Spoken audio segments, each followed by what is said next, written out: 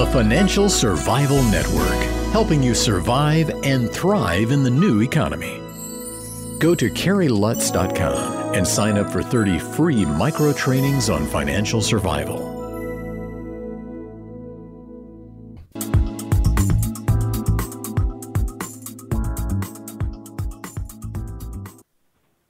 Where is the world economy heading, and how will it affect you and your community, your savings, if you have any, or your relatives, your country? Well, Peter Schiff has been sounding the alarm for nearly a decade now, and everything he's predicted has come to pass. And while the timetable remains a bit murky, the outcome really isn't in doubt. So if you want to know where you're heading, listen up. Hey, Peter, welcome back to the Financial Survival Network. Thanks for having me on, Terry. And your Freudian slip of debt is actually pretty appropriate. Yeah, I think so. And, we haven't talked since, I guess it was January in the Bahamas at Freedom Fest. How is everybody? How are you doing? We're doing okay. And obviously, you said we're going to be headed to the sunny climate of Las Vegas in mid-July for the next round of Freedom Fest. So we'll see you there. Yeah, there's nothing quite like Vegas in July. If you haven't done it, July 11th through July 15th. Last year, I think there were about 2,500 freedom-minded people. This year, who knows how many, but more people are definitely waking up. You've got a new book out there that I've been reading called The Real Crash. Just came out in late May.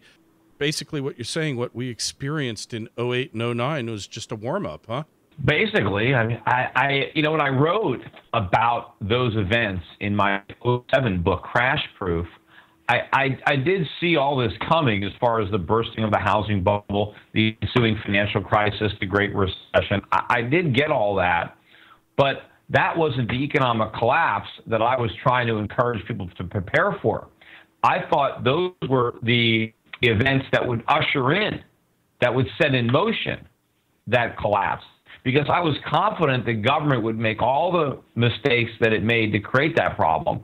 It would come to the rescue with bailouts and stimulus, and the Fed would be in there and government would be in there doing all the wrong things. And that massive stimulus was ultimately going to be the drug that killed us, because we get an overdose of the stimulus. And that I believed that the real crisis was not from this disease that I had diagnosed, but it was going to come by way of government's cure. Unfortunately, they've given us that same, quack cure that I knew that they would. And I think that the real crash is coming, and it is going to be so much worse for the average American than what we endured in 2008. Specifically because of all the things that the government has done to exacerbate the problem and delay the day of reckoning. Yeah, so effectively what you said is the cure is far worse than the disease, and the cure makes the disease effectively metastasize. And I guess the contention is the U.S. is bankrupt. Most people in the U.S. are bankrupt. And I guess what we've seen happen in Europe, really the entire Western world is bankrupt, isn't it? Well, a lot of governments are broke. They have promised far too much to voters in order to secure their elections. And we're having to come to terms with that. Certainly, Europe, as a whole is not broke. But you have some countries that are, some countries that aren't. And there's a problem there because the countries that are still solvent are being asked to contribute more and more to prop up those that are not. But those that are insolvent, I don't think they have a gun to the head of the other countries saying, if you don't bail us out and prop us up, well, then we're just going to leave the Eurozone and it's going to be even worse for you guys. You have that dynamic, but you have a larger dynamic going on in America and a lot of the emerging economies, particularly in Asia and specifically China, where our relationship with China is similar to Greece's relationship with Germany. And the question is, how much longer will the Chinese and other emerging market economies be willing to prop up the U.S. economy by lending us the money to buy their stuff? And at some point, it's going to come to an end, and we're going to have to face the dire consequences of our prior failures, just the way potentially you have certain people in Europe having to confront the same problem. Well, in point of fact, though, in history, looking at history, all governments eventually go bankrupt, and they drive their countries bankrupt as well. I mean, the examples are just one after the other after the other. Nothing really changes. So once the U.S. has finally defaulted on its debt, either through inflation or through just an outright default where they don't pay, how do we teach the rest of the world and our children the futility and the eventual destructive results of taking on debt to finance consumption? Well, I know. Well, they're going to see the consequences of that firsthand. But it is amazing that everybody wants the U.S. government to help, right? We're saying the U.S. government maybe should help Europe. The U.S. government should help out the states if the states are in trouble. Well, the U.S. government is also broke. It's not like we're sitting on these huge surpluses that we can tap into. The U.S. government is borrowing trillions of dollars a year. Much of it is being financed by the Fed.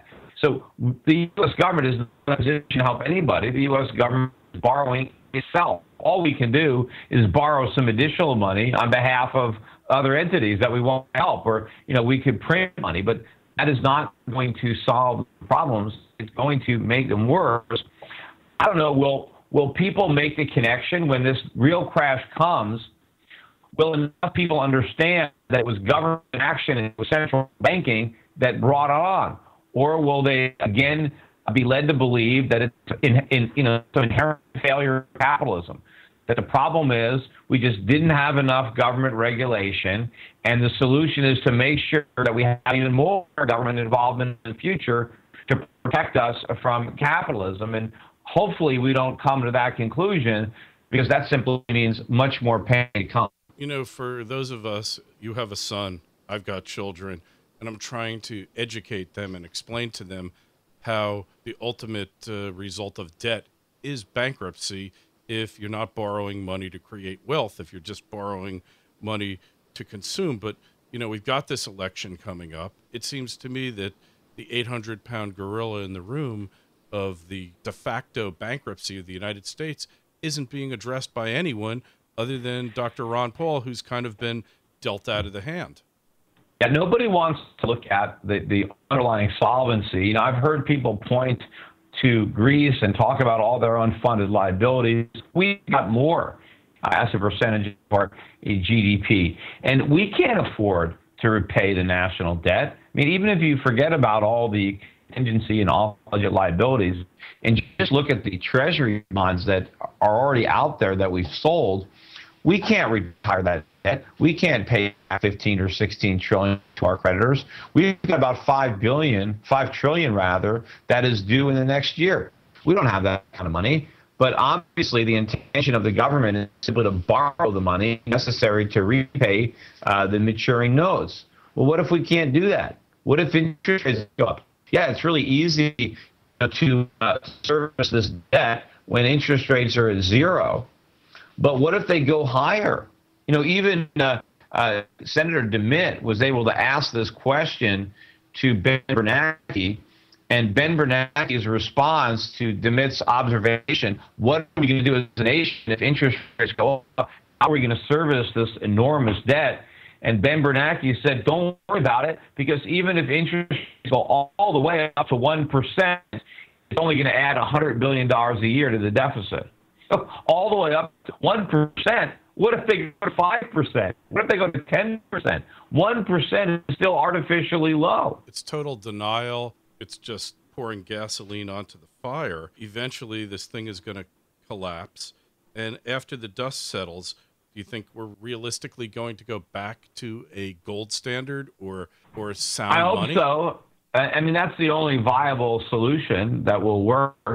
And I think countries are going to figure that out, that you have to have money in a monetary system. And just piece of paper, that's not money. I mean, it can circulate as a money substitute for a while, but in the long run, it's not going to work because it has no intrinsic value. It won't preserve its purchasing power, and it allows governments to do all sorts of destructive things before they destroy the currency. So yeah, I think all this is coming. We need to recognize the successes that we achieved as a nation under the gold standard, and we need to go back to something that works rather than what we have now, which is a disaster. Right. Euro Pacific Capital has kind of been on a gold standard since you started talking about this, and it's prospering, right? Yeah, and yeah, we're doing all right, and I think we're going to do even better as the U.S. economy unravels along the lines I feel that it will. I mean, right now, you still have so many people seeking out the perception of safety in the U.S. dollar and the U.S. Treasury market. So that works against our long-term strategy. I don't think there's any safety in these U.S. assets. I think it's a false perception. But, sometimes these false perceptions, die very hard. I mean, they're with us for a long time, but eventually, it's going to end. This perception is going to give way to reality. And we're not a safe haven. We're in more debt than Europe. I mean, we're the biggest debtor in the history of the world. Clearly, we can't be a safe haven from debt when we're the biggest borrower and we have no real capacity to repay. So I think when the world wakes up, then that's going to be a time in which our strategies are going to attract a lot more attention because people will immediately see their effectiveness because the dollar is falling and you've invested in precious metals, you've invested in foreign currencies, foreign stocks, then that, that shows up immediately in your accounts. Yeah, absolutely. I mean, the illusion can only carry on for so long. I mean, I had Martin Armstrong on recently, and his contention was, when dominoes fall, they don't always fall in a straight line, predictably, like you're expecting it to happen, but they're all going down at some point. And perhaps the U.S. will be the last. But when it does happen, it's going to be a scary thing for a lot of people, isn't it? Well, look, the dominoes are going to connect up to ours at some point, whether it's last in the middle, but we're the big one. And, and we're borrowing money from everybody. We're benefiting right now from all this global uncertainty. Again, even though there's more to be worried about here, the fact is worries about the U.S. are on the back burner right now, because other concerns seem to be more paramount. But that's not always going to be the case. And when attention is really focused on our problems and the enormity of them, this is going to be huge. And, there are a lot of people that are holding treasuries, that are holding dollars, that are going to be looking for a way out. And, it's going to be very crowded trying to get out of the dollar. And I think that's going to be, it's very disruptive to the people that are still in or that are trying to get out, but they can't find a bidder. It's a world I almost am afraid to envision. I mean, obviously, I've followed a lot of your strategies and others because it's obvious to me that all government debt eventually, all fiat currency experiments, we're living on borrowed time because they all fail. I mean, it's 40 years. That's what they're saying now. They're saying everything is okay in America. No one has to worry about default because we have a printing press and we can print money. Yeah, I mean, that's the same thing as default. In fact, it's worse. I mean, I did a TV show on MSNBC last weekend. The so-called economists that were there, they're all saying the Fed needs to do more. They need to create more inflation, as if, making the price of stuff go up is somehow going to create jobs and economic growth. I mean, that's what passes for economics in America. And if you want to know what passes, for legislation, or if look at what Congress is going to do, just look at the YouTube video of my congressional testimony from last week on Thursday. I testified. I mean, these clowns in Washington are thinking about extending government mortgage guarantees to securitize pools of multifamily houses. In other words, they want to do what they did with Freddie and Fannie and single-family homes. They want to do, they want to recreate the very types of toxic assets that blew everybody up. They want to do it again in multifamily. They don't even understand the cause of the last financial crisis that just happened, and they want to repeat all the mistakes. I went down there to try to warn them not to do it. And I was trying to, give my advice against a whole panel full of lobbyists who have a vested interest in these government guarantees because they're the ones that will specifically profit from the guarantees. And you can see how Congress reacted. You can just watch it, YouTube.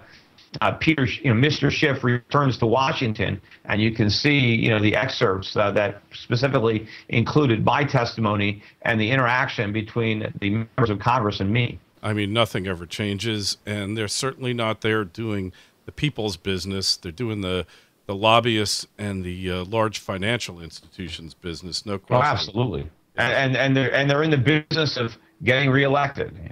Yeah, because if they're not in power, then where does that leave them? A lot of people of very questionable talent and ability just seem to be attracted to government, just seem to just be part of this whole mess. So obviously the Real Crash is available at Amazon. People want to find out more about you and what you're doing, Peter. Where would they go? Well, they can go to my corporate website at europac.net, EUROPAC.net. A lot of information there. I also know I do my own daily radio show, which, by the way, is going to get picked up on more stations syndication August 1st, because my show is going to be replacing the G. Gordon Liddy show, which, the G-Man is stepping down at the end of July, so I'm just taking over his show. And so that should give me a wider audience, but people can listen to it right now wherever they live on the internet at schiffradio.com. I do the show 2 hours a day from 10 a.m. to noon Eastern time, Monday to Friday. All right, excellent. Schiffradio.com. Get the Real Crash, because what you've seen so far, you ain't seen nothing yet. And, Peter, we will see you in Vegas in July. Yeah, I will be there. I'll see you. All right, you be well. You too.